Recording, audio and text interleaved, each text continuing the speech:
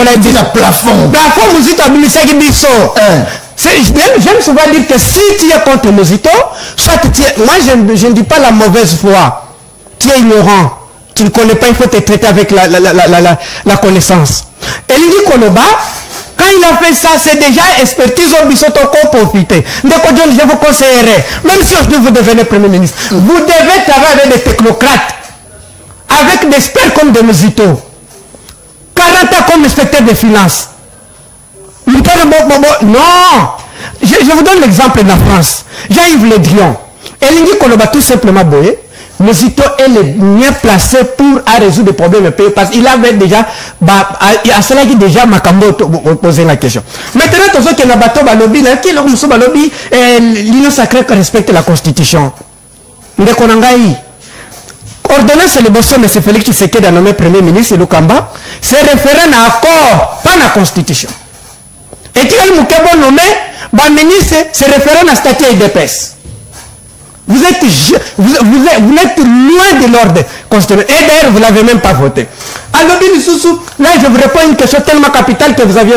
Adolphe Mozito avait publié une tribune. Il dit, la justice est victime de l'injustice.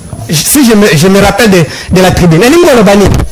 Si les magistrats ne sont pas bien payés, pour que vous compreniez, pour que vous ayez comparé qu'à salaire, il y a ministre, il y a député, il y a magistrat. Place le royaume baquet, mouton a une situation magistrat à Congo Lelo, et ça passe à la justice, n'andeye sengeli. Batia bangon demande pour des besoins stratégiques. C'est-à-dire quoi? On les laisse avec un petit moyen, parce qu'un député peut manipuler un magistrat comme il veut, un ministre peut manipuler un magistrat comme il veut. Comparé qu'à salaire au monde, or, basé le même pouvoir. À se référer à Montesquieu séparation, basé le même pouvoir, c'est-à-dire un ministre, un député, un magistrat, basé le même pouvoir. Pourquoi bango batiki bango dans la situation, il y a précarité na robin en ya salaire. Parce que il dit Koloba, batiki bango na position pour que à tout moment on peut les manipuler comme ils veulent. Naïna le balisous ils disent nouvelle là, micro parti. Ne connaissons si les dépêches n'a pas même de toilettes. On va même déboucher même la toilette na bangote. Nous sommes partout. Nous sommes partout. Nous avons construit pas en Hollande, pas en Belgique, mais en RDC. En RDC. Après ça. Gouvernement azala bilangate, mais nouvelle là za bilanga. Siège. Azali la belle. Et ça est là pour encourager. Est-ce que partout. Non. Oh ya biso siège. Si la police a ça la bureau habité. Si la police commune, quelle est la communauté là? Au comparé maison communale, la siège, il y a nouvelle là, parti politique. C'est-à-dire quoi? Ceux qui partent vous, les cadres, il y a nouvelle là. Boza Moukolé là. Ne boza. Donnez la carte John. On n'y a pas de chiffres, j'ai l'impression. Non. Qu'on soit pas dit quitter. Na John Kaba mané na lobara solution John. Même balarbo pour la transport, boza pas besoin de moto. Ma personne n'a pas moto, mais ma moto koufa. Vous voyez bien? Pardon? Ah, d'accord, là je suis pas d'accord. Comment la tirer là, très bien. Ils sont tombés dans la peuple. Ça c'est très bien. Négocier vite. Est-ce que moi je les beaux-arts au regretté à Oudjoa Bemba, Caner, économie, il fallait nommer quelqu'un, la tête bien faite, le roi Mouzitou. Peut-être qu'il a apporté les solutions. On va nous soumettre à nos côtés. Dans le bon moment. Ndeko John, d'abord j'ai aimé Maïlo comme madame stratège à Oti Koloba parce que nous sommes au Congo, nous risquons de former un gouvernement tout comme une particratie, c'est-à-dire tout comme à gérer en termes de parti politique. Il faut aussi dans la gestion se tenir toujours compte il y a des technocrates. Pourquoi j'ai dit technocrates? Parce que tout le bazali comme militer dans la parti politique. Mais tant qu'on va bazali comme militer. J'ai un outil université, mon salaire il doit côté parti politique à ça 10 ans, 15 ans pour qu'elle pouvoir. Dans 15 ans on appelle dans matière grise na Ignos. Ignos vous avez comme connaissance à l'université c'est perdu. À côté ici Bakadio sur la Moutunae, lobby a commis administrateur quelque part, il ne sait même pas où commencer. C'est ça aussi le problème. Mais par contre si nous prenons John a exercé comme journaliste. À côté comme militaire la partie politique et montage et conseiller en matière de communication. Il va donner un bon rendement que monter à outil parti politique. Là il ne faut pas tomber capé pour dévier l'élément. parce que beaucoup qui militent dans la partie politique, même ma gestion en mot cannabis lelo et baby Nicolas la partie politique envoie tout le monde parce qu'il a milité. Militantisme na connaissance des alliés biloko et mais un peu kokesana. Il faut muta militer en même temps il va pas reconnu azali ko ça. Au quoi il poser même ma question va Nicolas en opposition de ko la PC commune à gérer. Quelle sera sa vision par rapport à la gestion de la commune? Comme d'abord cadre, il y a parti politique parce que la parti politique c'est l'État en miniature. Merci beaucoup, mon collègue là, mon abino, Balandia, une très grande émission, la dimension, il y a continent d'Asie, émission d'Anga, émission d'Aïe, émission de la population congolaise en général. Merci beaucoup pour la confiance au Beaux-Arts aussi cité. Il y a repris ça, renouvelé par l'Anga, John Kabamba. Merci beaucoup, na ba maman Nio, surtout Bazola Dabiso, ya Ngiri, ba maman Selembao, ba maman Nio, surtout Bazola Dabiso, ya Njili, ba maman ya Lemba, ba maman Monga Fula. Ba mama ya ba commune nyonso pourquoi pas dans ba province ba tutu bazola na ba papa bazola tala papa lo bia lo ba ba mama e bongo biso na ba papa o bazola ndanga et surtout na bato bazoa capacité à kokende na kelasité pour na kotanga bazoa capacité te pour na nini ti des armes bazanga ki possibilité bazanga ki ndenge ko sala voilà pourquoi va se retrouver lelo bazala diplôme te courage à vous nzamba kosunga kobeta kopo bozombo omitangisa na mono na ye moko courage na bandeko baza kolanda biso bazangi na misolo babengi bango ba pauvre na pesi bino mbote yeba ke non lelo baza kobenga yo pauvre mais lobby okodjua ozwa misolo le lobby okokoma moto na kutana ina avocat moko boye na telemisi mwa mutuka la nga pembeni boye ya ye na mutuka abandi kofinga zo finga na ba voisin ba pauvre aza kofinga avocat moko na munga fula wana aza même pas d'ailleurs azalaki malfaiteur parmi bateau batekaka mituka babanda koyiba mituka bazobombisa pa na c'est un malfaiteur nazo finga bato ba pauvre nyonso na pesi bino mbote lelo zangi lobi yondo za nani andimaki que Joseph Kabila un jour a géré Congo nani andimaki que Félix a géré Congo na pesi bino nyonso mbote place au boza rolanda ngai bandeko anga yeside ya Martin Fayulu Madidi azalaki na commune ya Selema où j'étais invité bandeko na ngai mais seul journaliste qui était invité c'était moi John Kabamba mais la zone d'aki vraiment bité on a za relatia bino nini nelikana ki na sengi bolimbisi na bana tu ya Selema na sengi bolimbisi honorable Ados Ndombasi na sengi bolimbisi pour la joie qui m'a empêché moi ya moke na kitaki bakote ya Malukukuna motono bo bakote la ki na lopango na ba beta ki masasi alors ezaki vraiment terrible na yebate na okabola ndenge nini ko lumwa kuna tiko ya la Selemba c'était déjà vers le 17h embouteillage na nzela na sengi penza bolimisi mais la zoti kabilo bo revivre quand même ndenge zalaki moi moke et bon tozonga to continuer mission le peuple parle à mokola lelo image régie Congolais aza muta esprit amateli bango boule alobi na kosala un esprit na bino omonde bozali na stade bosalaki nini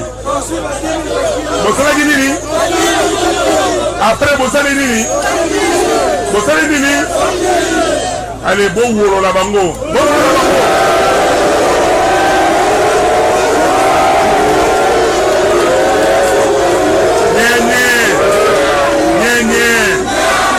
bazui stade ya l'État bazui mbongo ya l'État tomoni makambo ebimi na internet awa balobi mbongo bafutaki 600 soki 90 000 combien eutaki na Assemblée nationale ou na Sénat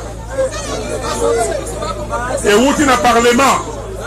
Est-ce que makambo esalamaki na stade de martyrs? Et ali makambo l'État fa futa mbongo. Et ali fait privé. Mais ma bé oyo to mona mona kana ba congolais awa. Ndenge makambo wana ebimaki na ba réseaux sociaux. Normalement ba ONG ezali awa. Puis bato bazali awa. Ndenge niti lelo yo moto moko nani nanu afundi baati te. Batuna mbongo wana bafuta kiango pona nini? Babiso ya l'État batindi kozwa batu pona nini?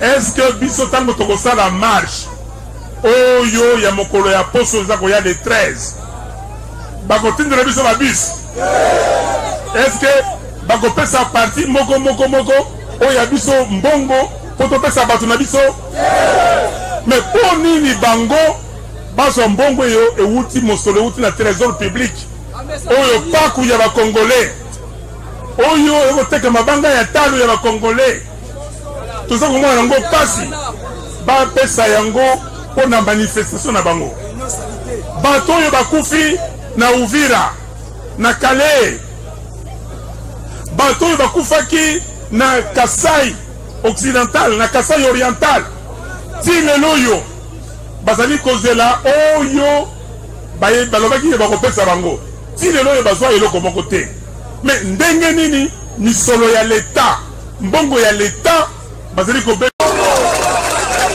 mibetela maboko na panza na sosola nyenye bato bakei komona ndeko Chilombo balobi na ye yo tiki Fayulu ye moko alobaka makambo oyo ya Kagame azali kobebisa ezaleli ya mboka otiki Fayulu na Dr Mukwege bango mibale balobi makambo oyo nyonso malobo ebimaka na monoko ya Fayulu yiba yango banda koloba yango kolongola eloko moko te kobakisa eloko moko te boyoki ye ndenge azoloba sikoyo soki azoloba okanisaka Fayulu moto azoloba eza boye te azwi malobo oyo tolobaki mpo na peuple congolais nani mokonzi yango wana azwi maloba wana alati yango atiango na monoko na ye me mpo na bandeko baloba omoni sikoyo biso awa toza na eloko mutina eloko mosusu te tino eloko toza nango besoin ezali sécurité omoni aza kosala mais soki ezali likambo ya sécurité bandeko na ngai mbula minei na ndambo est-ce que bokoki kotonga armée ya makasi te non nyenye mbula minei 4 ans et demi est-ce que bokoki kotonga armée oyo eza na makasi ya kobengana banguna te M23 mboko oyo tozali 110 millions de Congolais. Rwanda ils en a 13 millions. Bon, bango bazwaka ba M23 bapesaka bango uniforme mais biso ndenge nini tosali makasi te mpona kosala armée oyo ndenge Mobutu ayakoloba na tiaka mayele na ngai na armée tosala armée ya makasi. Donc soki moto mbula mine na ndambo asali yango te soki ake lisusu mbula mitano akosala yango ya Fayulu avana tia nini mutu na nga na mabele mboko ife bonga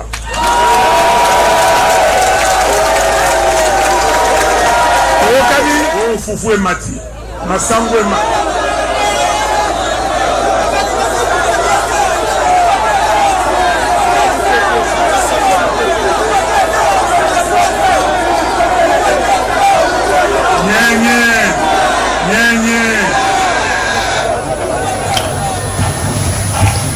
Très bien, merci beaucoup. On est aquí dans la commune, il y a Selemba ou le président Martin Fayulu m'a dit, je crois que vous l'avez dit, qui pensa belé, na sengi encore bolimbisi moi mingi na ba autorité tout ici parce que nazwa qui penda invitation spéciale na le motofaki na la penda wana na la pensa moi habité bolimbisi moi belé. Je crois que les gars qui m'ont bien bateau bazala guité bolandi en opé L'actualité deuil national sur toute l'étendue du territoire national suite à un éboulement de terrain à Calais qui a causé plus de 400 morts au sud de Kivu.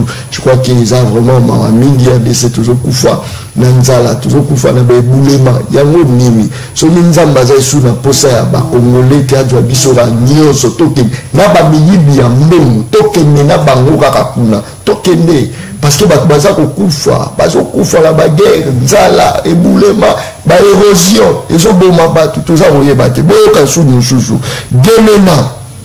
Plus de 200 maisons écroulées, inondation suite à une pluie. Je vous dis, ça moi passe. Malokoti bibembe, ça malokota bibé, na genena. Awa kuchwa, n'en parlons même pas na Kinshasa, Moula, Nambo et Beta Kiwana, mais bon, qui n'a commis na Makala. Plus de 4 morts na commune à Makala. Moulou a moqué kakao et bêti. Tout ça, ce qu'on comprend, et le konini ezali koleka. Je crois que tout le monde a penda kobeta moi, l'isolo moi moqué. Le gouvernement de Kinshasa va octroyer $10,000 à chaque commune pour leur fonctionnement. Boro Abisso, Boro Kabala, 10 000 pour le fonctionnement à chaque commune, pendant que toi la commune a Monene, où les alliés communes en Sélé, tous à la commune à Maluku, tous à surtout à ça va 10 000. Après ce qu'on mobile à l'oubli à Kobana, qu'on l'année les langues à la loup, pour d'ailleurs 10 000 et un bon délai, pour d'ailleurs. Oh, bah, il y a un peu, bah, là déjà 10 000 un peu, bah, au chamon à ma poche, là, bah, population. Ça c'est très bien. Merci beaucoup. Ma bande de pognon surtout va brancher. Ça c'est très bien. Composition et mission, le peuple parle à Mokola Lelo. Très bien, une jolie dame. Azawana stratège, Azali cadre de la parti politique à décidé. Il y a Martin Fayoulou, Madidi, tout ça la parole, cadre de la nouvelle élan. Il y a Adolphe Mozito, tout ça la Cédric, un grand communicateur, il y a Union Sacrée. Il monte en puissance cet homme. Tout ça il y a Katia Plateau, Lelo Yiki, qui vous a la Katia Plateau. Tout le monde stratège, après ça, ma stratégie, ça c'est très bien. Madame stratège, vous tenez. Ngotende ko John Kabamba. Bonne santé. Nga santé za mo muke malamu kasi pasi za na mutema parce que ba Congolais bazo souffrir. Pasi ezali na ba famille, pasi ezali na capitale, pasi ezali na intérieur du pays, mais toujours maintenir kaka la flamme allumée sur instruction à président élu Martin Fayoulou, commandant du peuple. Très bien. Voilà, tout la nuit, c'est les bras, bien sûr, sur place. Sur place. Au vivre en Oboé. La vivre en Oboé. Ah, c'est vrai, tout la nuit, moi, discours à moquer, mais il s'est bien, c'est d'aimer. Est-ce que la population a capté le message, ou encore, ils ont qui dans nos caca, après, à l'équipe, c'est fini, c'est fini. Bon, na bandako expliquer na cadre ni activité on ezaki organisé, ezaki bongo secrétariat exécutif provincial ya ECD Funa. Nde organisaki meeting populaire na cadre ya mobilisation ya population pour la marche munene otozali ko organiser le 13 mai 2023 pour na ko contester pour dire non la insécurité grandissante na RDC pour na côté la misère pe vie chère na République démocratique du Congo pe lisusu pour na protester contre le processus électoral chaotique où monsieur Denis Kadima azali komema.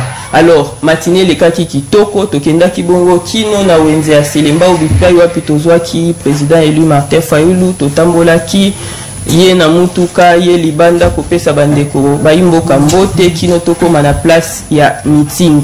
Alors le meeting s'est très bien passé, le quoi bozomo na ba image, le message a été capté 5 sur 5. Bana Selemba ou baloba ki bongo ete bazali prêt pour la marche il y a le 13 mai 2023. Très bien, merci beaucoup. Je crois que. Mais pourquoi le président Fayoulou Benzablo n'a pas gombété pour la Selemba ou fin fond?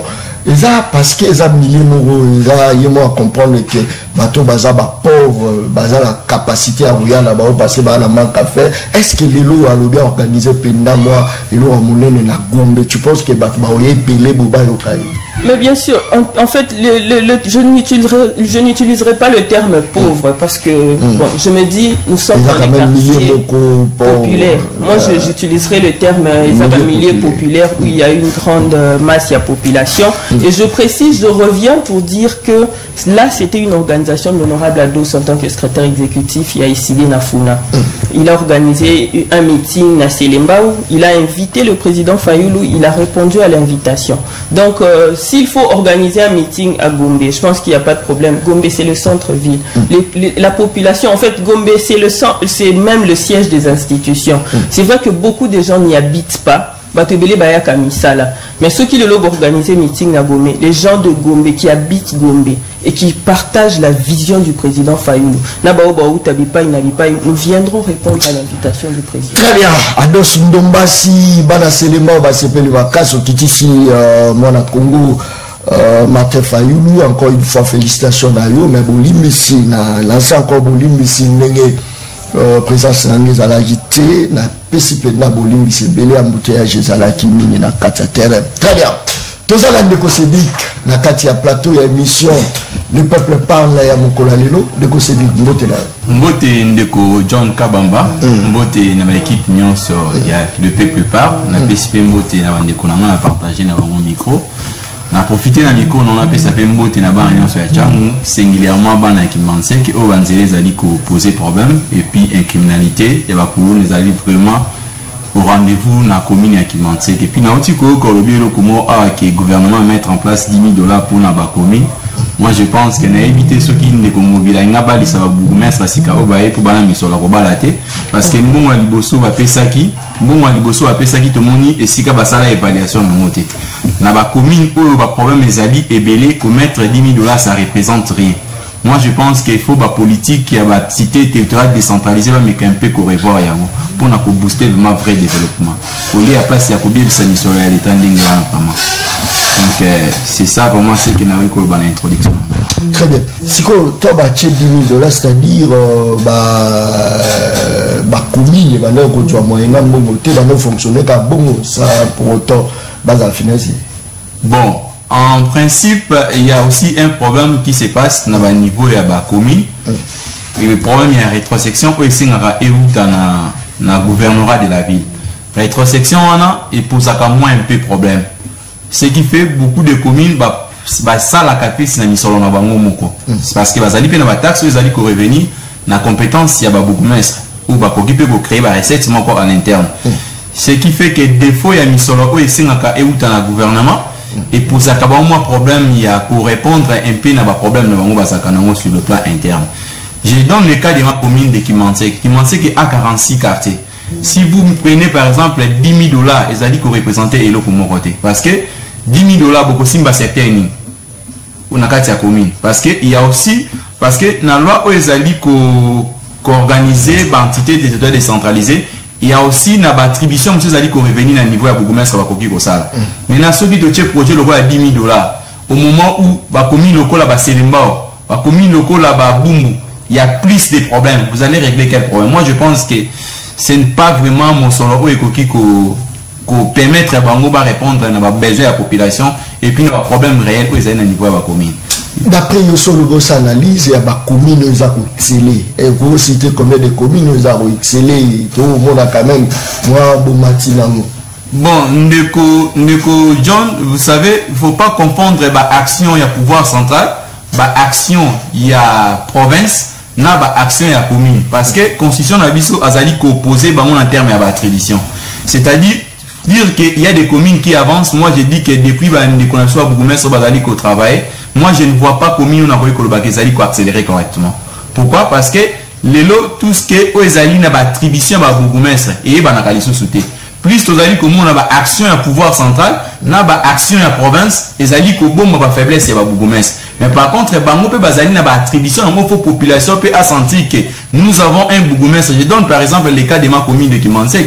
So kei na bureau même il y a bourgmestre simana yango wana pa ndeko kano kulu nezali ko sa mais si kana même ibe ko zali ko pesa épée pouvoir wana ya ko éradiquer ba phénomène kulu na wana mais ni pas vous verrez les tout et j'étais toujours na pouvoir central depuis tozali wana ba action mingo ezali wana c'est toujours ya pouvoir central il y a pas des actions ezali palpable autori komona que non et salama qui na fond propre ya commune je vois bande connaissance sur un plateau à commune montre ba ko démontrer biso que non projet tel a été financé dans mission ya ba commune. Donc moi je ne vois pas commune au moins côté à moi na baka ça. Yo na va na commune nini? Na va na commune qui Mantek. Oui ni quand même bourgmestre la ville. Oui na bien. Asala Moussa Dito. Non lui ne fait pas bien. Lui derrière tous ali ko senga toujours une butu moy na ndeko Peter Kaza ba senga na chef de l'État avec un peu ko revoir ordonnance olo. Et Meka qui nommé ma bourgmestre Sika derrière lui une ordonnance à chef de l'État comme il ndeko kané c'est figura qui il y avait une dame bah ça qui va gêner bango ba ikoti kae mais depuis qu'il est là il est absent totalement.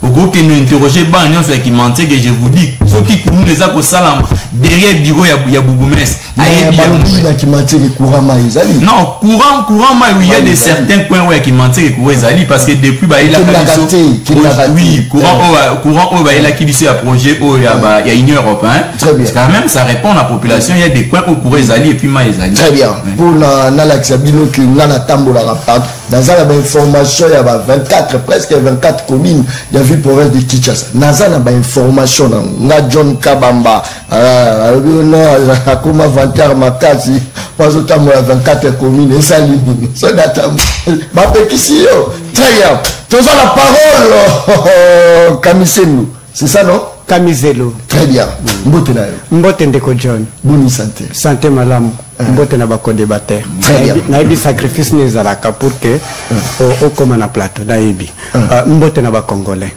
Congo ils allaient les victimes en situation il y a empire byzantin grand empire d'Orient tout ça presque la même situation où parole interpelle les politiciens congolais de tirer leçon na kati ya chute ya Constantinople ni sala ke Constantinople koya mais na yeki alors mususu epesi ngai yo moyoka igigi toi-même tu dis ça comme ça igigi koyoka ke ordonnance ya monsieur Tshisekedi ya konomé bourgmestre ezaki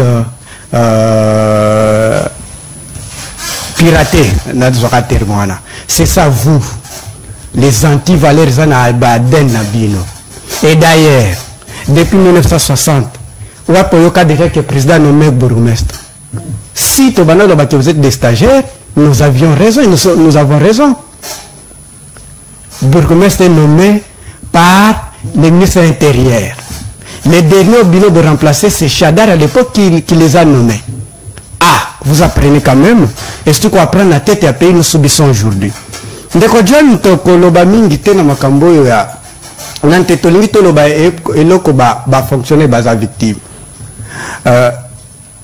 enseignant ça fait déjà 3 mois il y a université comme il y a secondaire constater que baza victime na debilo victime ya liboso tolobi baza na victimisation et inflation na wapi bande comme ici biso que baza réserve à $4,000 mais erreur de gestion de la banque de stagiaire ben comme ça la place d'habiller les $, ils ont valeur francs ils ont perdre de valeur deuxième victimisation ya ban c'est là qui sont hyper démoralisés mbongo na bango bazolo la bango injustifié que mbongo à retraite donc par exemple tu touches 400 000 coûte 460 000 autour bon monsieur Zawap ils te disent non balongoli pour la retraite or na gestion entreprise soit ya pays si vous voulez que bombe la batombo la retraite ou bien avantage moko boye et bimaka na trésor public nazwa kaya MSP l'enseignant à Kinshasa et qui fait que dans toutes les provinces et bandana na Kinshasa na Lubumbashi awa Tshisekedi ayaki abandi na Kasai ba province etikali MSP métier de santé des enseignants les lokutozolo beza lambo c'était comment gouvernement ezalaki elongola mbongo na salaire ya ba enseignant te ya ba professeur te et il a fallu bakisa bango mbongo à partir ya trésor public ole ba affecté yango na ba compte ya ba fonctionnaire batindi yango na métier de santé sans retoucher salaire na bango tala degré tozali deuxième point tolobela ba professeur ya université professeur d'université depuis 1960 sauf le maire ancien premier ministre de l'histoire Adolphe Muzito qui les a laissés à $2,000 le bazar na $1,200 Les autres ont bazana grève. Bon, mon qui quelques jours passés, inspecteurs bazaki tabassé comme des caniches. Devant le ministère, il y a un ministre qui a commissionnaire, ministre des Finances. Il y a qui cité, n'a procès à 100 jours, parce que le ministère des Finances va un technocrate, un technicien. Attention, là-bas, j'ai des noms aussi. Hein? Je m'estime, John, ne vous en faites pas. Je m'estime. C'est un commissionnaire. Moi qui a fondé avant conseil de courtage. L'ancien premier ministre il a fallu appeler 1,9 milliard à BAD. Après ça, il y a la commission. Mais il y a bien voté. Donc pour dire ceci. Si on est l'omboka et so tambola bien tête après il y a ni les ako kangamboka tambola bien tête. Ni les okanga. Ignorance. Deux problèmes de légitimité. C'est problème Aden Nabiso depuis 1960, c'est ça. Pour être honnête, je commence par moi. Si je négocie le pouvoir sans passer par la voie du peuple, n'a pas si le peuple mon Congo, à ce moment-là, je commence à négocier à position de faiblesse. Et raison pour laquelle aujourd'hui, vous allez voir que la barcanisation est totalement acquise. Parce que si je définis la barcanisation, c'est quoi? Ce processus, il y a des morcellement, il y a territoire. Est-ce que le Bounagana a besoin un militaire n'a Bounagana pour qu'il m'a fait de route au Mépanan? C'est déjà la barcanisation. Et le pouvoir qui a négocié, le pouvoir au pouvoir tête. Ça, je m'assure jusqu'au bout. Qui a facilité la tâche? L'Ouganda, écoutez, l'Ouganda, il y a des Bounagana. Il y a des militaires à Bounagana. C'est Bango, les traîtres comme Mikhail Gorbatchev, comme Marshal Pétain. Le collabo, les lots, on dit que John. Problème, il y a légitimité et qu'on s'alake. Déjà, à la parole Camiselo X, Y, Z, Adolphe Mozito, et puis il faut bimana peuple. Parce que si on bimana peuple, on a soudé le peuple. Il y a quelle armée qui peut gagner dans le monde si l'armée on est en soutien peuple était? C'est armée la mission à soutien peuple. Pardon? Armée la mission à soutien peuple. Armée les missions à l'être les lots. Bateau basa Bounagana, va soutenir armée la biso. Quand armée par exemple, la politique ils ont comploté contre le pays na biso. C'est bien que le besoin de maîtrise. Pardon? Totalement. La population au basa la Bounagana va soutenir armée. Armée ça limite. Pardon, soit qui a écouté. Nanina qui n'a jamais, sinon vous n'allez pas me comprendre, bateau à comprendre. Soit qui a armé. Ils ont la poche à déjà corrompu. Ils ont la poche à déjà au bazar comploté dans l'ennemi. L'armée subit ce colère de la peuple. C'est une logique. C'est une logique absolue. Ce n'est pas moi. Ce sont des faits. Il y a des gens qui ont bateau qui m'ont est. Biso toza awa na permet na Kinshasa tobemi kwa mutu. Il y a des gens herba tozo kufa. Il y a des gens qui ont contexte sur l'armée na politique na biso parce que l'armée est subisaka. Force et politique. Entre la politique et l'armée, c'est la politique qui a la force parce que c'est la politique qui gère l'armée. L'armée subit. L'armée subit. Quand vous avez par exemple l'armée sous-traitée, nous avions créé ici, j'étais là. Comme ça, maintenant que comme le certificat avec son gouvernement, par signé, traité à la communauté de l'Afrique de l'Ouest, le 20 juin 2022, Nairobi, on sous-traite l'armée, on va démoraliser l'armée. On a parlé dans quelle langue? Pour dire ceci, la solution de tout ce que tu m'as posé, comme le dit Adolphe Mozito, faire la guerre avec le Rwanda. Faire avoir des pouvoirs qui émanent du peuple, où le peuple est serré. Mais attention, à l'époque où Mozito a eu premier ministre, le Rwanda a attaqué Biso, pourquoi n'est pas tant le premier ministre, il y a que Nekoloba, que tout ça la guerre contre Rwanda? C'est comme poser la question que l'objet occidental va mener, comme malmener Russie. Poutine était premier ministre. Pourquoi Poutine a cela qui acte? Parce qu'il n'avait pas tous les pouvoirs. Poutine n'avait pas tous les pouvoirs. Quand Boris était premier président de la République, parce que défense, première tâche régalienne du chef de l'État, eh bien, Poutine n'avait pas le choix. Quand Poutine est devenu premier ministre, avant tous les pouvoirs, Aujourd'hui, qui peut blaguer avec la Russie? Raison pour laquelle. Maintenant, attends, je te réponds. Non, je te réponds. Nous était Premier ministre, n'avait pas tous les pouvoirs. Très bien. Ok, raison pour laquelle. À l'opposition, il a tous les pouvoirs. Pardon? C'est ça, non? Non, c'est ça que je ne comprends pas, mais le peuple me comprend, M. John. Merci beaucoup. Luzito n'avait pas tous les pouvoirs, c'est Kabila qui est dans le même système. Merci. Aujourd'hui, nous avons le même système que Kabila nous a laissé. Merci. Qui est un pouvoir collabore du pouvoir du Rwanda. Merci beaucoup. Nazo peut ça maloube pas stratège, mais n'a ça donne des Cédric à répliquer le plus vite que possible parce que stratège. Nazala Mutuno Mala Mutuno, il y a stratégie. Ça c'est très bien. John Kabamba Zarabo et Paul Anika, c'est pas la drapeau. Yo peut la drapeau comme le Golangaï. Ça c'est très bien. Azangelo ra ofinganga lobio naza vilain. Nandi nyango. Azangili so lobi naza mobola. Nandi nyango. Naza la mobola. Naza ko bunda ne pour mboka la ngebonga et bimisaka ba riche mais ba pauvreté. Le combat que je suis en train de lutter na John. Naza ko lutter. Mboka ko produire sous ba pauvreté. Faut produire ba riche. Parce que le pays est riche en sol et en sous-sol. Les ressources, les richesses, il faut transformer. John Kabamba. Ça, c'est très bien. Merci beaucoup. Moi, la Congo, Baza Borobango bien. Yiki Ikyoza au Salama pour la légitimité à pouvoir. Bato Baza pour gérer Bisso. Baza gérer Bisso l'esprit à bien été. Baza la maîtrise T. Ne coupe parole là où tu veux le bango. D'ailleurs, il n'y a même pas coalition entre les peuples. Le peuple n'a armé la biso. Voilà pourquoi retomber dans le monde. Coalition exacte entre Bakonzo Baza au Kamba biso. Baza le Mawaya peuple té. Voilà pourquoi Baza ko détourner mbongo ya mboka. Baza ko chango na ba banka ba minele. Mokonzi ya mboka wa. Baza ko gérer biso na ba kondiyo mutolobi. Oui, je m'assine. Je m'assine jusqu'au dernier. Je m'assine, M. John. Très bien, Ndeko John, vous savez, émission nous a dit émission Bato Ebele Balandaka Yango. Ndeko, parole, la Bible dit mon peuple périt par défaut de connaissances. Naba scientifique Tolobaka, en matière de connaissances, tu peux souffrir de la quantité tout comme tu peux souffrir de la qualité. Mais je comprends facilement aux gens un problème, il y a qualité et connaissance.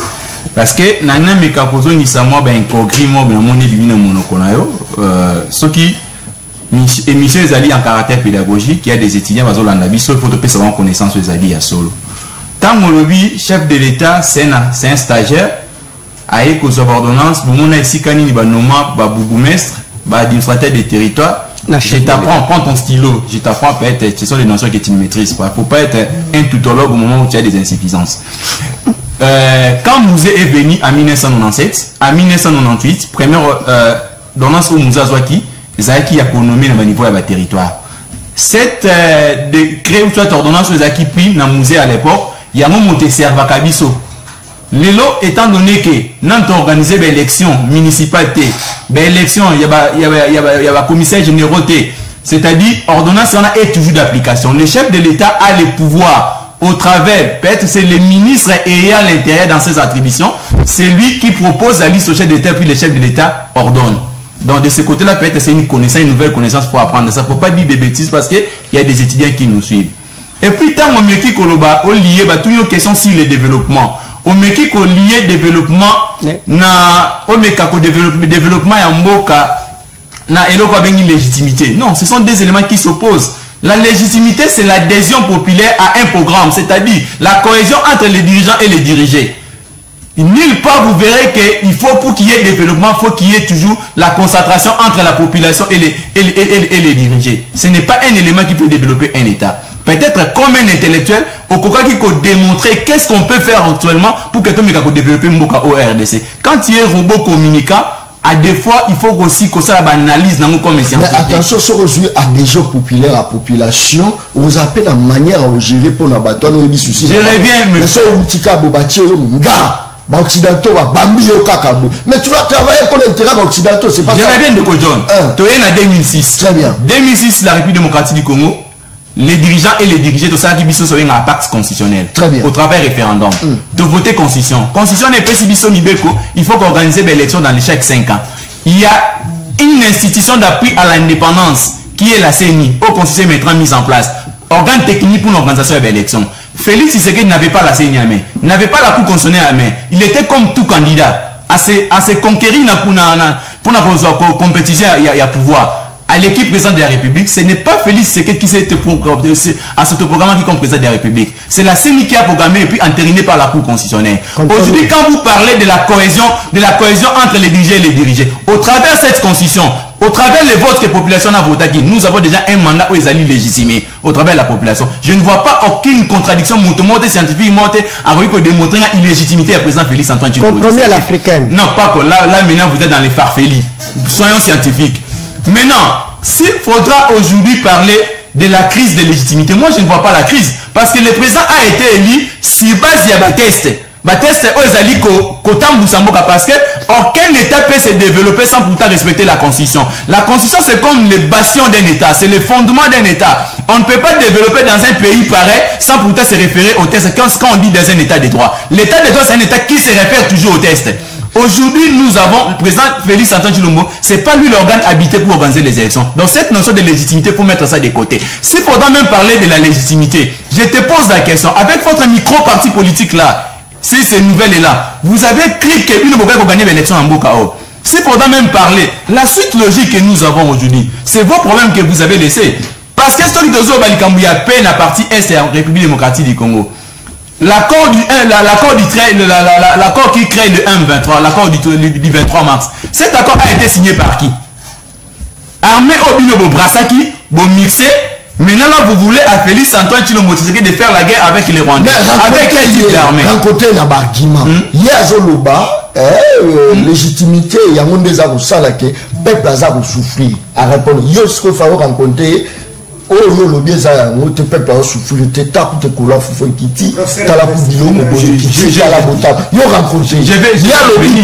y a lobby qui coalition entre armée la population exacte pour la mini c'est parce qu'il y a ça bah continue biso bah ça est-ce qu'on va rencontrer la barguiment oui que to partager merci beaucoup de John Fafwa Moutuna na ezali pertinent. Ce qui n'a pas rencontré Ndeko en termes des arguments. Ndeko a fait si exemple, il y a un professeur d'université.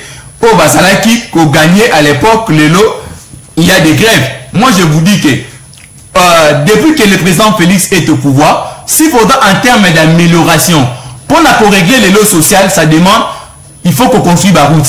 Le gouvernement a mis en place un programme pour les alliés Kotonga Barout à autant de kilomètres. Je donne le cas de la ville de Kinshasa. Il y a pour ça la connexion à la commune. Aujourd'hui, nous avons éligné ça. Aujourd'hui, quand au Kéawa, nous avons des routes de gauche à droite aux alliés corrélés entre les communes. Donc, il est là dans la province, n'en parlons même pas. Nous avons une route, il y a tant de qu'il y a plus de 3 km à Kabinambouji. C'est pour la ville qu'on désenclaver d'abord la province. Aujourd'hui, on applique les programmes de santé universelle. Par exemple, autant qu'il y a enseignant n'est MSP au cité. Enseignant à l'époque, il avait par exemple un salaire de $100. Mais dans $100, il n'avait pas de soins médicaux. Mais aujourd'hui, je vous garantis que moi, enseignant sur Gaboti. Moi, si je suis Gaboti, à cause de c'est une réponse.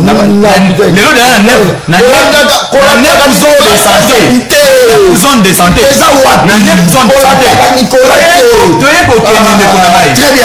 Ils ont laissé une économie n'a problème. J'arrive, je vais terminer.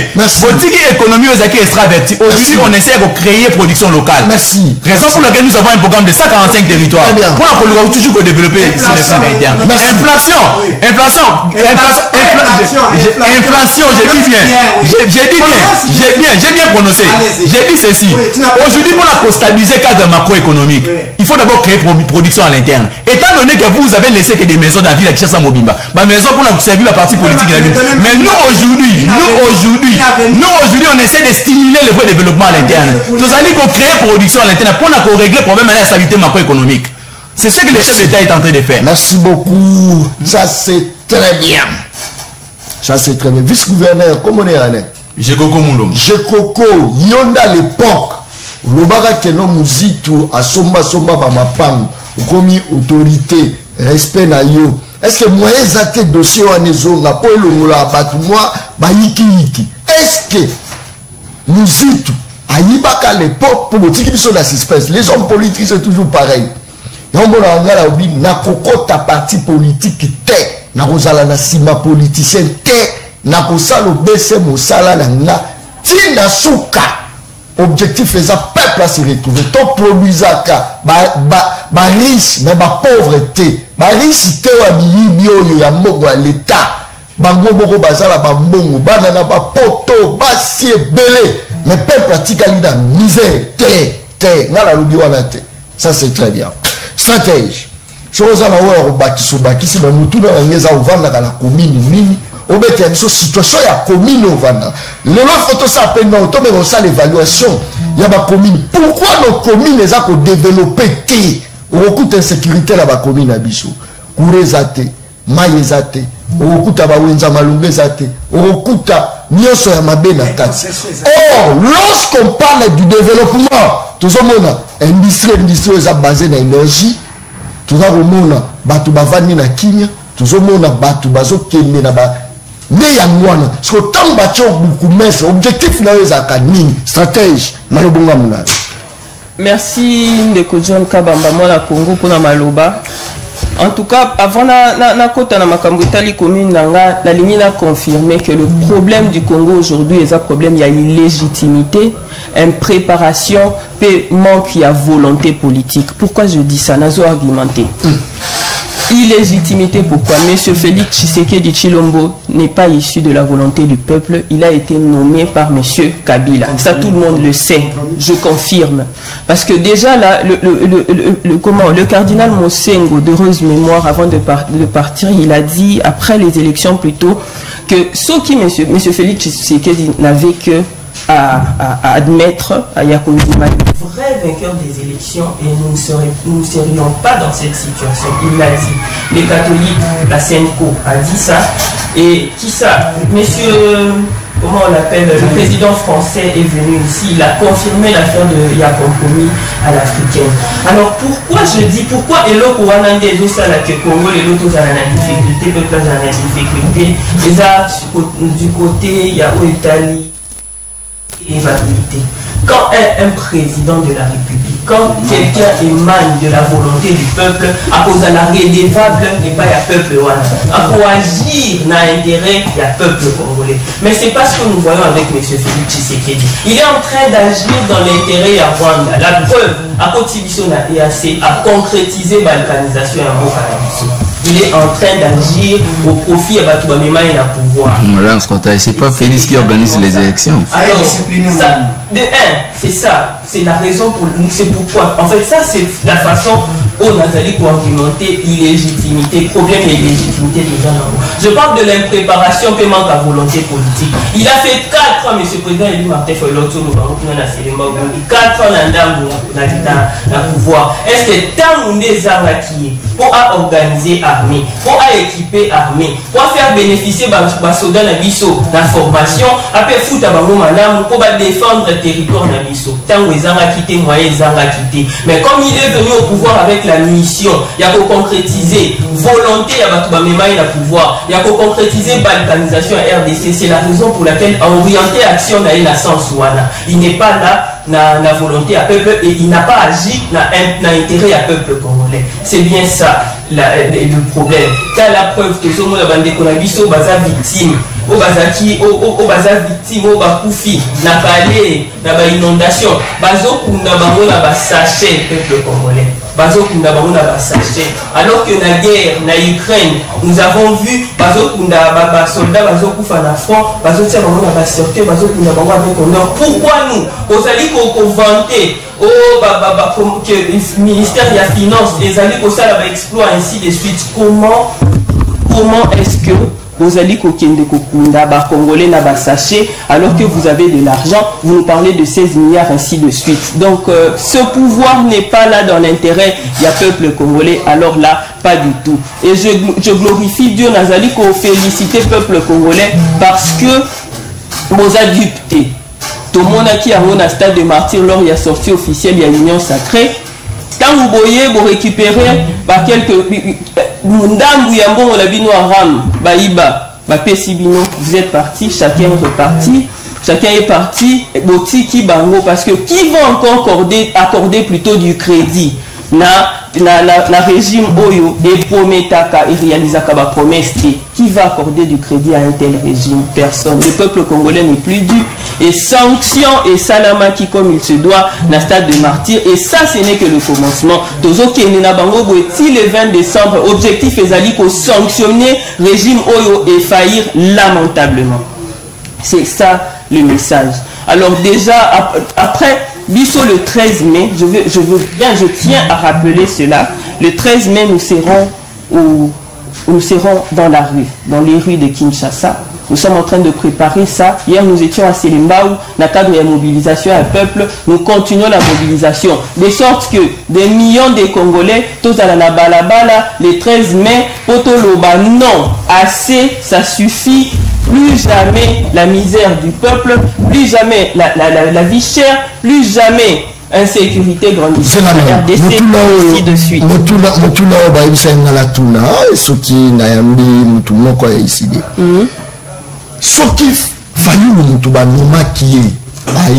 Président de la République. Il allait travailler avec qui? N'est-ce pas qu'il a travaillé avec la même bateau à Kabila? Après suite, non, on n'allait pas. Nous étions une coalition, non? Nous étions la Mouka. On avait un programme.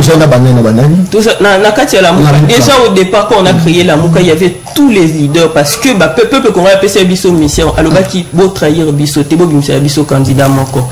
Mais le lendemain, M. Vital Kamerina, M. Chilombo s'est retiré. Nous sommes restés avec les autres candidats, dont le président Fayoulou, M. Mouzito, le président Jean-Pierre Bemba, Monsieur Moïse Katumbi, Mboussa Nyamwisi. Vous connaissez le décor de ce qui s'est passé. C'est avec ces gens-là avec qui on avait finalement mis en place un programme commun qu'on allait travailler. Bon, stratégie de la justice indépendante. C'est prévu. Non. Politique mini. Parce que les lots, la justice, mais à la base, il y a des gens qui ont. Si on avait une bonne justice, on n'allait pas voir tout ce qu'on est en train de voir. Politique, politique, institution, la justice, ils sont indépendantes. Papa, et stratégie, à part, il y a que ça, l'indépendance, il y a chaque pouvoir. Il y a le pouvoir exécutif, le pouvoir législatif, le pouvoir judiciaire, ainsi. Si seulement chaque pouvoir pouvait être libre, pouvait être indépendant, donc, aujourd'hui, si nous souffrons, c'est parce que la politique a la main mise sur la justice. La justice est instrumentalisée. Problème n'a pas sa place. Ce qui doit s'assurer que chaque pouvoir est indépendant, c'est à ce moment-là que nous verrons le développement au Congo. Et que la justice peut arrêter les politiciens ou les lobby, effectivement, il faut bazongi ça, ainsi de suite. C'est parce que la justice. On est constitué justice la biso. Nous avons en qualité de quoi? Parce que baza batoni n'auront pas la bino, parce que baza ba politicien, mais balatina baoka c'est là où il y a aussi un problème. Je ne pense pas, Papa John, que le problème est à un niveau, il y a bateau bakonomé. Nous, en tout cas, c'est sur base, il y a expertise. On va voir les gens qui ont étudié, parce que le Congolais, au Bakenda qui est là, si au bazo mérité, bazali. On nomme, et puis on laisse les gens faire leurs preuves. Et puis finalement, si on se retrouve dans une situation où Batouana, bazali indigne, s'ils sont corruptibles, ainsi de suite, on les remplace, ainsi de suite. C'est qu'il faut, c'est que j'insiste sur le fait que la justice doit être indépendante, que le pouvoir législatif doit être indépendant, que le pouvoir tous les pouvoirs doivent être indépendants. Il ne faut pas qu'un pouvoir vienne s'initier dans l'autre pouvoir. Et l'autre chose, problème dans le Congo, il y a vous voyez le Parlement. Est-ce que les autres Parlement et contrôler l'exécutif? Pas du tout. Le Parlement congolais est à la solde, il y a exécutif. C'est la raison pour laquelle bon, ce ne sont pas des gens qu'on a. La plupart de ceux qui sont là ont été nommés. Alors, ils sont là, ils sont en train d'agir la solde de M. Chilombo. Quelle loi va nommer, va voter plutôt, il y a intérêt à peuple? Ils ne le feront pas. Ils ne le feront pas parce qu'ils sont là, ils sont, comment dirais-je, instrumentalisés. Ils agissent pour le compte, il y a M. Chilombo, pour séparation et pouvoir les a respectés dans la République démocratique du Congo. C'est ça le problème. Merci beaucoup. Mais bien sûr, nous allons assurer la... Imaginez que stratège Azalia a milité pour la partie parti n'a décidé, mais n'a nomination, bah qui aux amoutons militaires, mais comme ça compétent, bah la place, est-ce que tu seras content ou contente? Bon, vous savez, les partis politiques sont des plateformes de conquête du pouvoir. S'il faut nommer les gens, nous avons au sein de nos partis politiques des qualités, des valeurs sûres. En termes, il y a santé, sport, droit, ainsi de suite. Nous allons puiser dans les partis politiques parce que c'est avec ces gens-là que nous avons lutté pour conquérir le pouvoir. Maintenant, si au sein nous avons des regroupements, ainsi de suite, mais si nous voyons aussi qu'il y a des technocrates qui ne sont pas membres du parti, mais qui peuvent apporter quelque chose dans la gestion à Mboka, nous allons les associer. Très bien. Bateau et Bazar mérité, bon militaire, c'est-à-dire, aux la mérite, aux amayel et makasi, militaire capé. Pas au bout de la raté, on va me non, celui-là, aïe bien le côté, azar au cocaté. Mais ce temps où il y a militaire qui peut avoir pouvoir, il y a là qui wapi. Les lobes comme un donner des leçons. Bon, on a vanné la papier, la bique azota.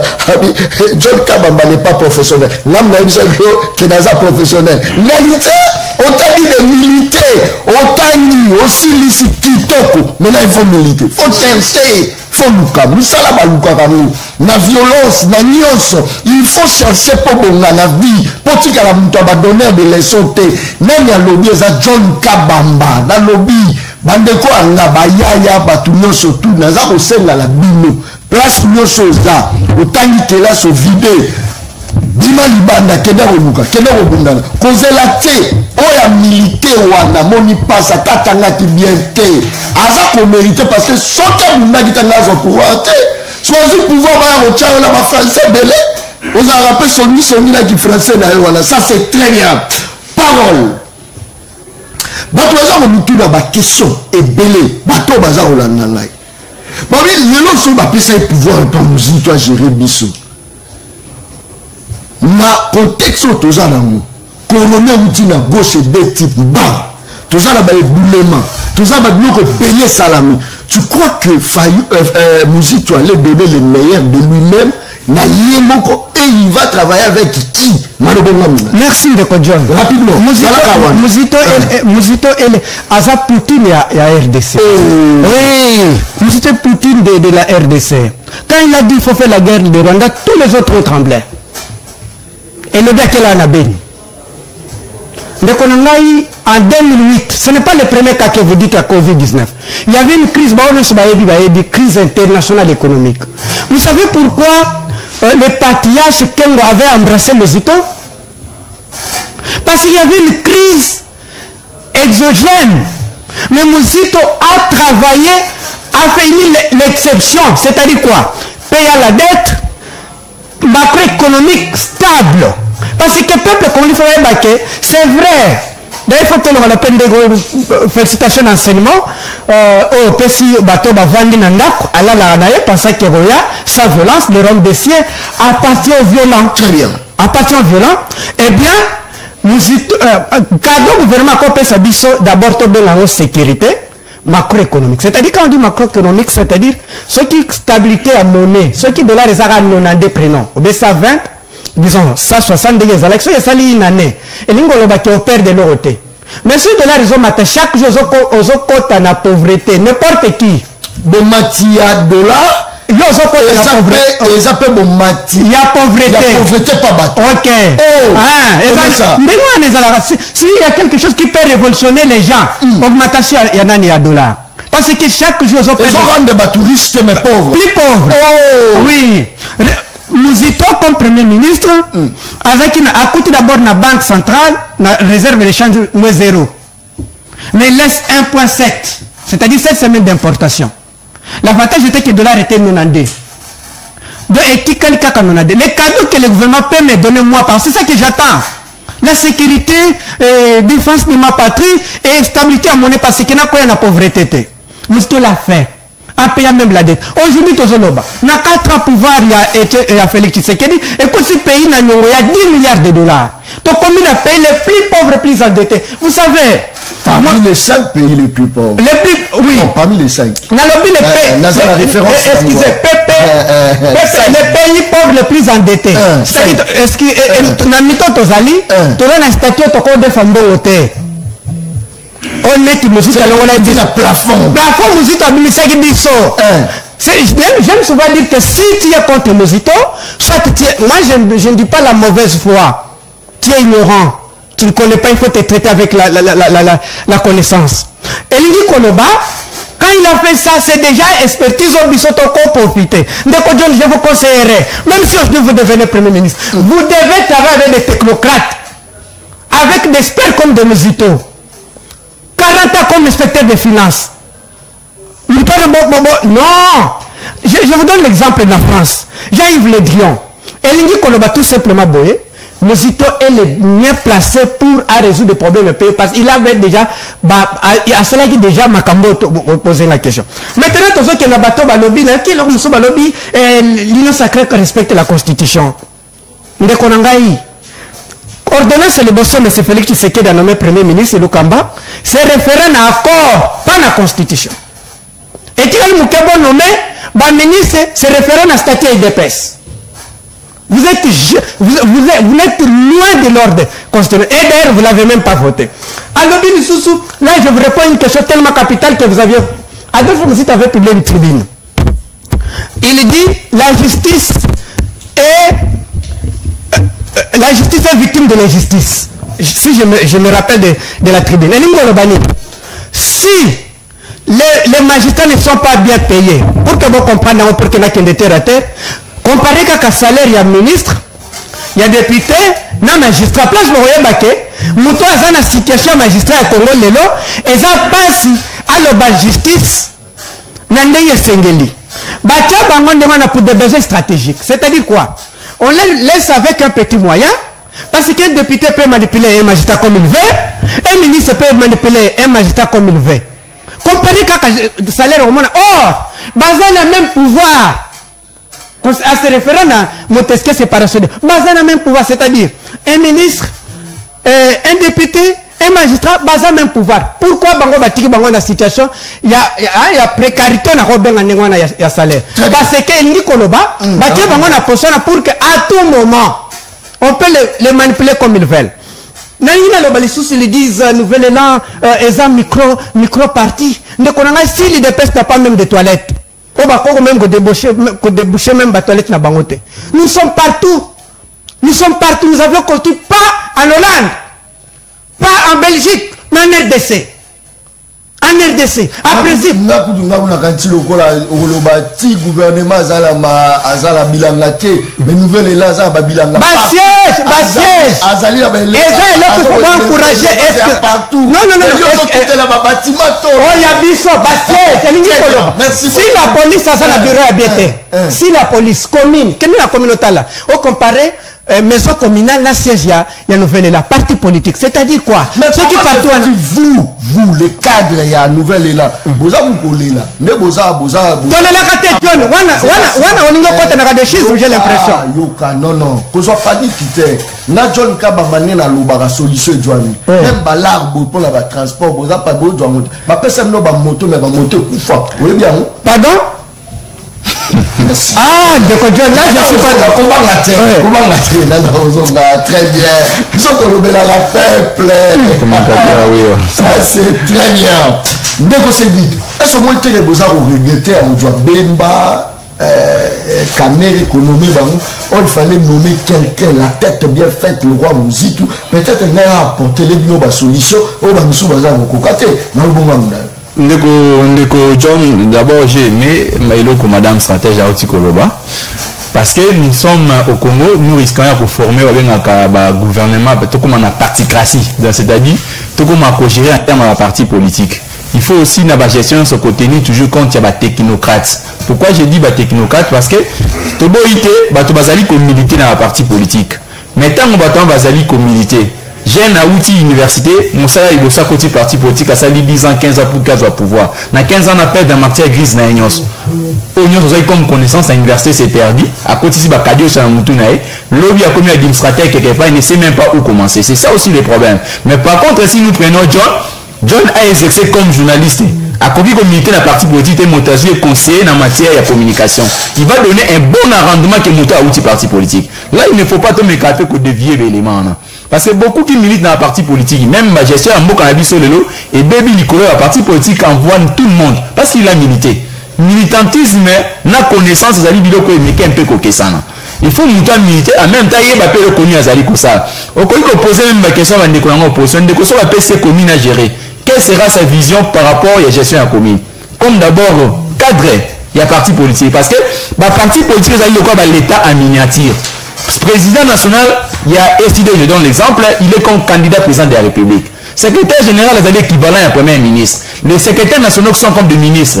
Motona ministère n'impose un projet sectoriel. Maintenant, c'est de demander au cadre des partis politiques, qu'on est sur ça la compétition. Nani oza dans un programme même il y a quartier jour aux quartier n'a pas ça la ligne à quartier. Cette question aux armes funda que bino je donne le cas, c'est une photo changer mentalité comme scientifique. Non, comme scientifique dans tous les partis politiques. Non, je dis pas non. Je dis que pour éviter les gouvernements des partis politiques. Donc moi je suis aujourd'hui le chef de l'État aujourd'hui ceux qui a regretté. Non. Dans sa diligence on a besoin il y a des stagiaires.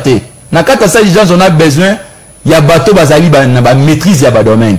Un monsieur comme Jean-Pierre Bemba Gombo. Jean-Pierre Bemba a été vice-président de la République démocratique du Congo. Jean-Pierre Bemba fille conseiller du chef de l'État Marchand Mobutu. A qui conseiller naïe en matière de finance. Jean-Pierre Bemba, il fut sénateur. Azali quand même j'ai une vision et puis le problème il a milité, il a fait face contre la dictature il y a Mouzé Laurent Désiré Kabila, il a une expertise. C'est normal, il y a coupé ça. Il n'a jamais fait l'école militaire. Il n'a jamais fait l'école militaire. Non, il n'a jamais fait l'école militaire. Il a fallu que nous disions aussi que Jean-Pierre Bemba était Azaki Moutia Museveni pour faire nommer Ayambaïna n'était chef d'état-major de Ouganda. Tu n'as pas oublié aussi il était rebelle. Tu fais biographie, auteur biographie. Fille président de l'Assemblée nationale. Vital Kamere était ministre prisonnier aussi. Vital Kamere, il a une expertise. C'est un prisonnier aussi. Il fut aussi prisonnier. C'est tout à fait naturel. Oui, mais ça fait. C'est fait partie. Ça fait partie. Ok, même son guide de vidéo, prisonnier, il a été blanchi. Moi, je suis juste pas affilié. Mais moi, je suis j'ai décédé. Nous rendons hommage. S'il faudra parler en termes de profit, moi, je ne vois pas les dangers. Tous ces gens-là, Bazali va détenter à la question d'État. Ils maîtrisent que merci. Mon frère, il faut être honnête. Quand on est à la télévision pour inventer un monsieur comme Mozito, je vais te ramener mon frère. J'y suis scientifique. Pour construire la biso, ils allaient pouvoir verticalement comme horizontalement. Tous les exécutifs, ils allaient bicéphales. Dualiste, ils allaient se caractériser à quel niveau. Nous avons un premier ministre, ils allaient émanation du Parlement, et puis nous avons président de la République, ils allaient émanation populaire. Être premier ministre, ce n'est pas n'importe qui dans les contextes constitutionnels actuels. Un premier ministre, ceci, c'est une solution face à des questions d'État. Ce qu'on peut faire, c'est ont mis de construire des maisons de gauche à droite pour les servir la politique. Quel a été le rendement en termes de survie à la population? Mozito a hérité une économie, sur le plan endogène comme exogène, il n'y avait pas de problème. C'était stable. Maintenant, nous avons hérité une économie, sur le plan extérieur, il y a la crise. Sur le plan interne, nous sommes agressés. Mais on essaye de donner des solutions. Aujourd'hui, les résultats des 4 années. Dans les 4 années, on a appliqué la gratuité des enseignements. Dans les 4 années, on a appliqué la santé universelle. Dans les 4 années, on essaie de connecter les routes. Dans les 4 années, on essaie de construire des universités dans des provinces. Dans les 4 années, aujourd'hui, on essaye de rétablir des universités que vous avez abandonnées. N'a pas ce cas à Ipen, n'a pas ce cas à Nikin. Au moins, n'a pas ce cas à route de la ville de Kinshasa. Il y a des routes intercommunales. Pour vous dire que c'est une réponse face à des questions que Bino Botiraki sans nom. Dans les 4 années, aujourd'hui, on essaie d'améliorer les conditions de vie. Il y a des femmes militaires. Dans les 4 années, il y a des hôpitaux pour les militaires. Dans les 4 années, la gestion à Félix Antoine Tshilombo Tshisekedi. En termes de réalisation, mon frère, il n'y a même pas match, il n'y a même pas égalé. Merci que Mozito n'a pas pu faire. Il y a autant peinture n'a pas homme. Il y a autant peinture n'a pas homme. Moi, j'aime ça. Si on veut défendre mon continent, voilà pourquoi j'ai problème na batu. Na baki signé, azabuta union sacrée. Aye pas l'obéla union sacrée. Na okota na munoro na été. Stratège azali, azabu l'obéla décidé. Tozana ndeko parole, azabu l'obéla nouvelle là.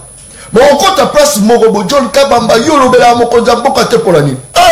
ngai John munene ya John papa tinyo na telati okoko tanga mais na zone disiko la bani kolobela na kolobela poda na koloba soki eloko abieza ko salama na koloba na lobela service national namtu na lobela service national awa le service national ba école les autres ngama awa na ba camp ba tozo somba fufu ya masango na 18 000 francs 18 000 c'était moi nam na komi même tina ba camp na vérifier to kitina général major Kasongo Kabwiki no boza ko mona wana ezala kanya makasisi na tiki na kotizamba na tales que production zo sala bota la qualité ya fufu ya production locale bota la bilan 4 ans bota la qualité na ngai John Kabamba là où ça marche on dit ça marche place moi banga ba benga ngai na komi boye on notre on fout par mois $2500 pour la communication na tali boye eloko ezate na boyi mbongo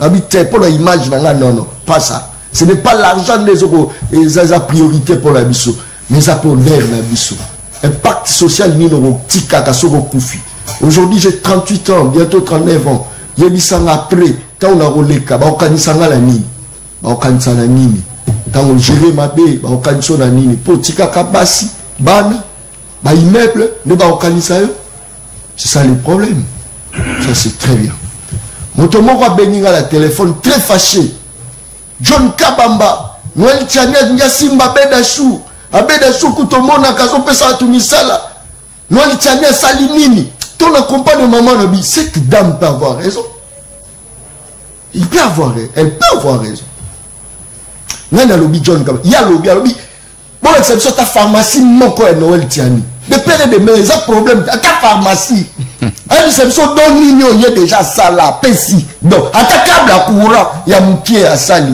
maso finga Bedachou wana mamanda bengi ya lobi na tango na cette dame peut avoir raison quel mois de loi wa quel bon kata université mo wa quel exact très bien quand on lit on défend la mboka na on devrait ya RDC tous la mboka mo susute tous on baisser na RDC quand on lit rapidement quand on lit opération toboyidisation kabela ngamba ko filmer la tête pourtant au kabela ka famille na yo filmer rapete abimisi moi ça mutu na maternité a filmé babokilo bakomi koloba bakomi koganyela mobala mwana balobi yo oyebi kozwa mwana na biso po bazwaka prise en charge na yo ecréer conflit opération toboyidisation bimisa yo na maternité mais kofilme te koto ligne odefendre mboka na yo ça c'est très bien nasi naza kotanga bamessage na bino naza koyamba bapele na bino tout de suite là bokoto ligne eza motuna moko nga na tuna tini vanda la commune Ngalema situation ya commune ya Ngalema qu'est-ce qui marche et qu'est-ce qui ne marche pas en tout cas comme partout na RDC ndeko John Kabamba mwana Congo insécurité za makasi na commune ya Ngalema baza na problème il y a électricité eau potable ainsi de suite tozali na problème il y a insécurité comme je le disais toza na problème il y a manque il y a toza na accès na eau potable pe comment soins de santé à qualité nama ematali courant électrique toza nangote ce sont là les deux grands problèmes ya commune ya Ngalema. J'ajoute à cela la situation des routes parce que là nazaki na Kanluka dernièrement plus précisément na localité Lubudi kuna nzela même moto ezana bakwa mususu moto ezokota te mutuka ezokota te ce sont là les trois grands problèmes ya biso bana so d'après le rôle ya babugome ça nini bapesi mutuka ofele bapesi ba droit ebele bazala ngo mais eza pour le résultat nini c'est ça le problème. Oui, bon, en fait, c'est à eux maintenant de nous dire politique na bango, ezanini, même les $10 000 au Tikoloba, Papa John, est-ce que, je sais pas, je n'ai pas, comment ils ont prévu de répartir, dans quel domaine, ainsi de suite. Parce que, ce qui bozo pe sabatumbongo, et que politique, y a kosa y la mbongo anezate, c'est du gâchis. Il fallait d'abord que, eux, on a conseiller, bango, que, avant d'octroyer cette somme-là aux gens, il fallait au moins asenga bango chacun, appesaye politique au hasard par rapport aux problèmes réels, il y a population, il y a chaque commune. Après maintenant, ils pourront maintenant disponibiliser les fonds nécessaires pour la réalisation. Il y a des projets et donner de l'argent comme ça d'emblée. Que moko soulever qui problème il y a des différences, il y a des communes en termes, il y a des étendues, ainsi de suite. Même en termes, il y a des revenus. Il y a des communes telles que, je vais citer la commune de Kinshasa. Allons de go, au même bisou très bien, pesa ma compte na yo avant pesa point de vue na yo. La John Kabamba ngana lobby tokotika la kakozwa lisusu président moko lokola Félix T na mboko yo. Soki totadi makambo biso to mona na période ya Joseph Kabila eza pasi. Yango yo biso bana Congo topesa kise abongisa mboka oyo soki akomi na suka mboko ebongi tokoluka mokonzi mboka oyo akoya kodirige na 2028 après ça nde epesa biso malamu napesi moto ya UDPS asandi wana napesi 10 sur 10. Merci John. Merci beaucoup. Très bien. Quand on lit le défendre mboka na yo en dehors ya RDC tout ça na mboka mosusu te monique téléphone to fongola kango juste pour te permettre bino bato ba considérer ka bino te yo posa la droit koloba mais ba boyo le kawa koloba biso siko ba John Kabamba to lobi ke souveraineté za pouvoir ya commandement o eza ko appartenir et pas bato bazo gérer biso mais nous c'est pas la bino peuple et pas yo peuple on a kolandanga wana de souveraineté alors là il a boyi ba bo wana ke bangonde ba prêtre te baza pas na misala na biso nde ba peuple biso de to likolo na bango yango za komona er moko bo yoza kobenga moto yo yenda za prêtre yenda za mobongisi excellence te az excellence te amona bosala alors le peut biso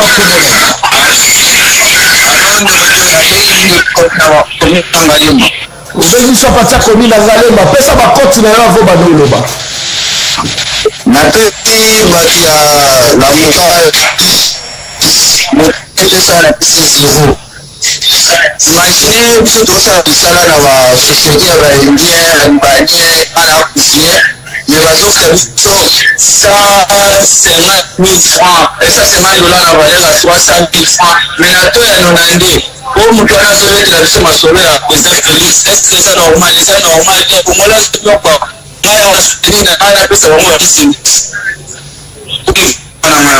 Merci beaucoup de Konangai. Ça c'est très bien.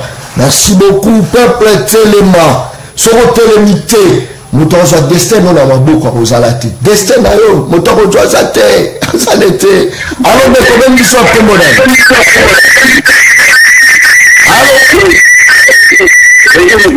Maintenant ils sont très modèles. Qui m'a montré la télévision?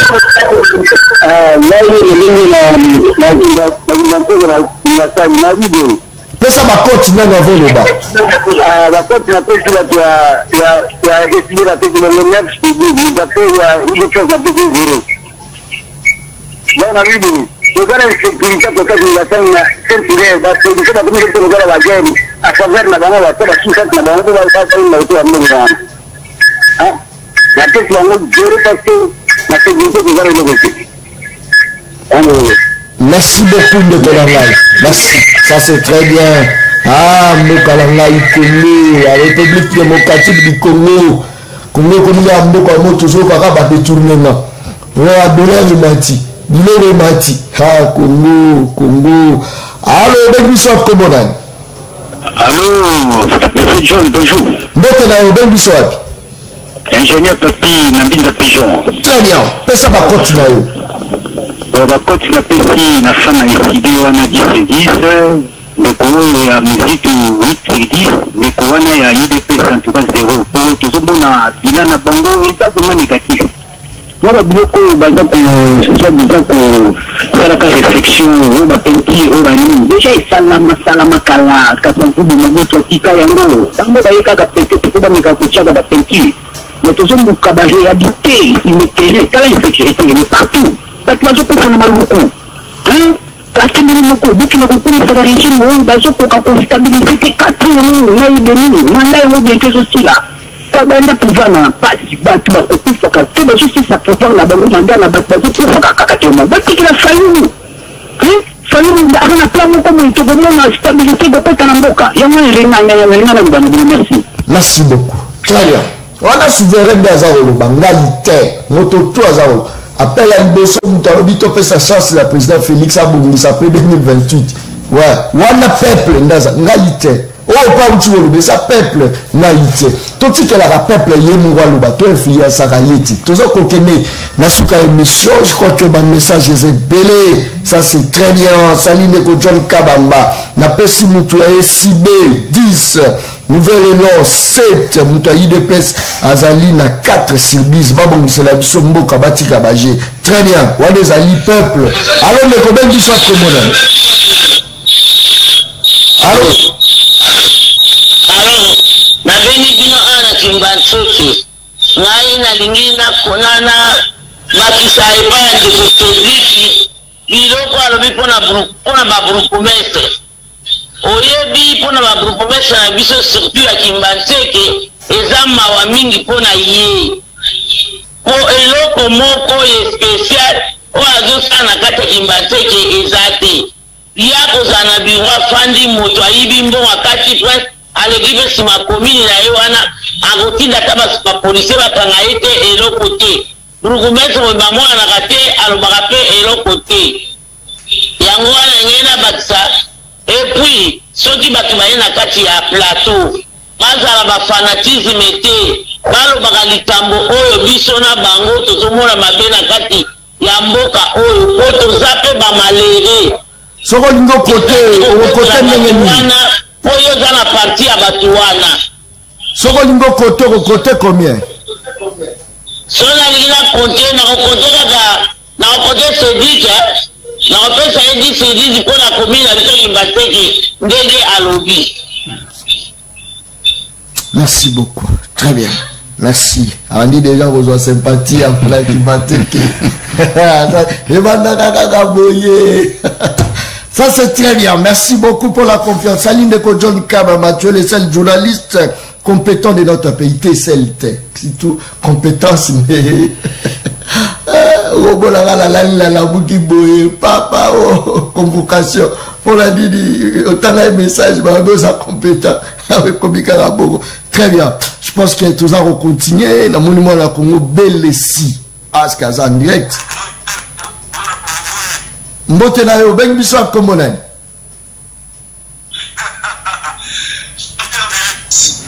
Ouais, moi la Congo Belessi, tout ça en direct. Pour les vidéos.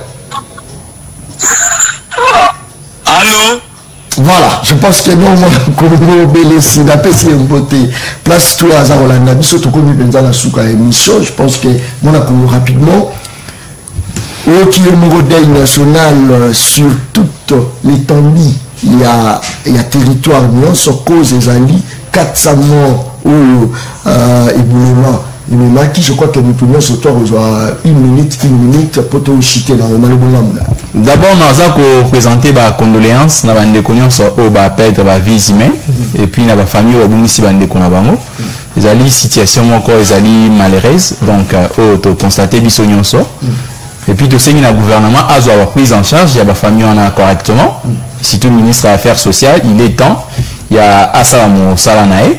Et puis, on a profité pour nous compris, il y a toujours bon argumenté qui peut perdre espoir. Bougoumès, c'est la commune argumentée qui peut faire partir. Il y a alignaté vraiment à Kokende. Qui m'a dit que ça peut mériter mieux. Bon, qui m'a dit qu'à Maï, le peu Bazali, qui m'a dit qu'à Timbi, il y a une université sur Kinshasa et à Congo, vous verrez, il y a des gens qui viennent de Kimantek. Donc, pourquoi Mouto a outil commune, Moussou ne connaît pas des réalités, alors que diriger, Bissou n'a Mouto a même une capacité, moi, Zali, notoire. Donc la population ça a toujours servi pour faire partie. Très bien. Parole, un mot. Un mot, souhaiter d'abord Yom Rodjon, notre débatteur comme Congolais. Merci. Tous les Congolais, mes condoléances, y compris moi-même.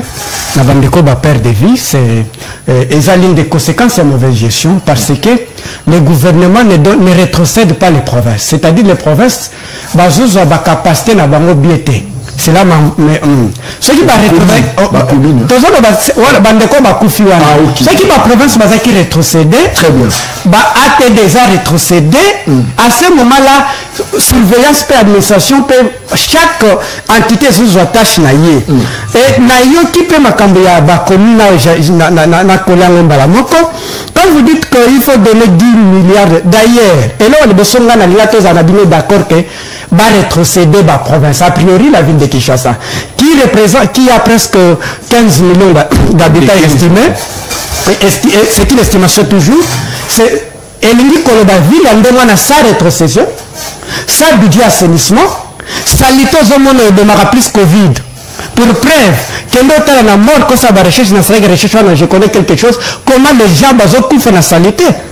Na autre ça calcul moké sur 24 communes na 10 milliards de sali 240 000 dollars.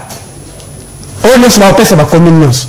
C'est-à-dire quoi? Or, pour nettoyer les 24 communes on a union sokaka, budget na bango est à 16 millions d'euros. C'est l'Union européenne. Et cela veut dire que vous ne maîtrisez pas les problèmes. Les données, si vous ne les avez même pas, vous n'allez pas trouver la solution. Même si vous comprenez là, pour que je nettoyer les 24 communes à Kinshasa, pour nettoyer Kakaye comme propre, c'est 16 millions. Nous sommes malheureux d'avoir de tels dirigeants aveugles. C'est-à-dire quand ils sont aveugles, ils ne connaissent pas ce qu'ils font, ils n'identifient pas les problèmes. Très bien. S'il vous plaît, président de la République n'a pas la tâche de construire des maisons. Non. Ça, c'est la tâche réservée aux ATD. Na mon que va plater dans des communes d'école. Et vous faites pour na peinture na homme. Il y a une peine. Ça, c'est une soupe. Mais attention, bâtiment. Ah, voilà, merci. Attention. Au salaire à l'université, à IPEN, oui. S'il vous plaît. Merci aux image, on a Kenda, Balabazotanga, étudiants. Dans local na bazo sointé mai zo tika la carte fulu ezali pembeni nam na filma ezali na honte ezaki na auditoire il y a l'auditoire oba excusez ndeko ipene zawa we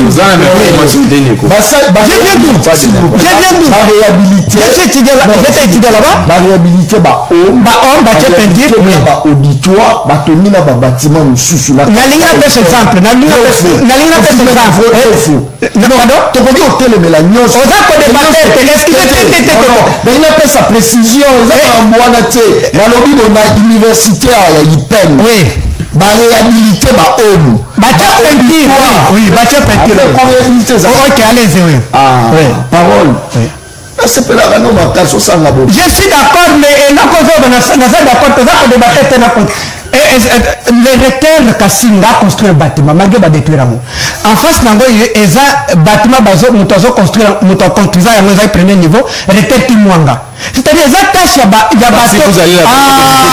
tâche de l'État sa tâche c'est macroéconomique défense et sécurité c'est pas ça sa tâche avoir raison j'ai raison pour réhabiliter la banine et salami bongo parce que problème les appels problème il y a gérance recteur oiseau gérer balobi aza kokokate balongola yesu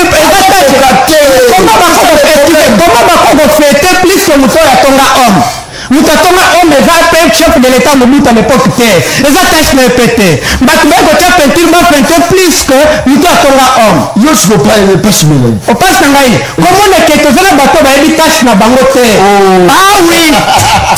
Très bien, tu as commis la soupe, c'est la stratégie, ça c'est très bien. Amener sa katia plateau, ça c'est très bien. Recteur Nazaro Lakayo, recteur Ouazara na université, Balobi Azako Kokate, Nadjo Nazaro Lakoka, na la campagne, Yaoula Kisapatu, Tozako Kokate, Balongola yo bacha mutu Azaro Koka, pour la nibat Bazako Lela. Babi d'ailleurs, on a Katia. Oyaka na bureau te ayaka rarement na bureau recteur wa université ya IPEN bato azolo étudiants of futa toilette mais un climat académique attention c'est un climat pour futa moi parce que ça fait déjà futa va faire nettoyer exact tu as raison déjà un climat il paie tout le monde a assainissement c'est un climat je suis là je pèse Waneza mabe tu vois. C'est ça le problème. Voilà, suivi pour l'amener la raconter. C'est ça. Non, j'ai fait à l'université, il faut le béa. On va faire à l'université. Il y a aussi des problèmes. Le dernier mot? Le dernier mot, là. En tout cas, Nazo. Benga peuple congolais, na rendez-vous ultime Tozanangoeza le 13 mai 2023. Le 13 mai 2023, Tobima est belé na balabala pour dire non à l'insécurité grandissante. Tozo le belé insécurité non seulement en province, mais à Wabiso Moko, na bato à pouvoir, na biso na résistance, nous sommes en train de dire que le Congo est en train de souffrir de l'insécurité. Alors pour dire non à l'insécurité grandissante au Congo, pour dire non au processus électoral chaotique au M. Denis Kadima Azali Komene, pour dire non à la misère du peuple, à la vie chère, soyons nombreux le 13 mai 2023 dans la rue pour passer un message fort à la communauté tant nationale que internationale que M. Félix Tshisekedi Tshilombo a échoué. Et là, nous commençons le 13 mai, mais d'ici le 20 décembre 2023, il va falloir sanctionner ce régime, mettre fin à ce régime. Merci beaucoup, en tout cas, le message est continue bien. Mbote John, na plateau, merci, na débat, il est kitoko, mais Kamiselo ata la paix, point positif, c'est pasteur Lele Swana, petit Kizamina, Alipen. Je vous rappelle que Kizamina Kibila Azali na 3 jours dans le stade de Martyrs pour la nini a fallu que le belé qui bato ino sacré dans le cabi pour la nini pété ya le stade ya pasteur pour batba que nous sambela batouba à la béni. Je crois que on a déjà fait sa date pour la bato nyon surtout ya linga kanzambe à qui dans le stade de Martyrs. C'est votre fidèle de l'émission Le Peuple Parle, monsieur Matondo Mena Vatondo Israël, comment on l'a eu à casser Vatondo. Très bien. Quand on est dans le émission à Meza, baleine, balaka na mukolo moko te, balaka baleine nanda mona mone balaka baleine aussi mon caméra. Tout ça qui n'a bien aimé Moutomo Soda Makasi, chef bien aimé, Nazali, chef ya batotou ya tranche matinale, le Merkiwa, Mokonzi bien aimé na Pesio Mbote. Merci beaucoup na mona Congo. Na Congo à Daniel Mukanda, le BG. Daniel na Pesio Mbote. Merci beaucoup Daniel. Merci na Régie Tozaki na Chiné.